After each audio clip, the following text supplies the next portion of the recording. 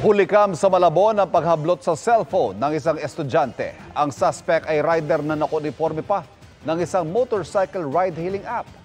Nakatutok si Nico Wahe, exclusive.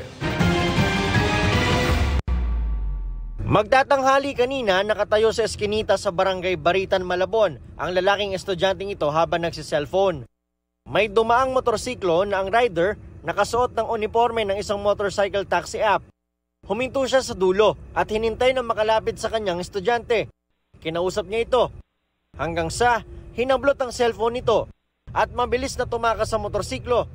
Sinubukan pa siyang habulin ng grade 12 student na tinawag naming si John. Trauma raw ang inabot niya dahil sa nangyari.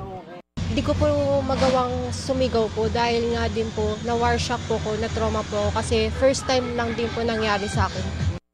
Agad nagsumbong ang biktima sa barangay na agad itinimbre sa mga pulis na nagkasa ng follow-up operation. Nag-send po uli ang Barangay Baritan ng kopya ng certificate of registration base dun sa nakuhang plaka ng motor. Then napag-alaman po namin dun sa address po na nakalagay po ron at saka pangalan po na nandun po, which is malapit lang din po sa pinaggaganapan po ng Uplansita namin. Nang dumaan daw sa Uplansita checkpoint ang suspect, dito na siya tinanong ng mga pulis. Wala na nga rin daw plaka ang motor na ginamit ng suspect.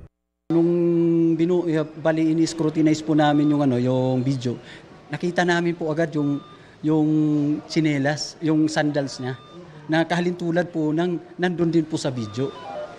So doon po unti-unti na po siyang umamin.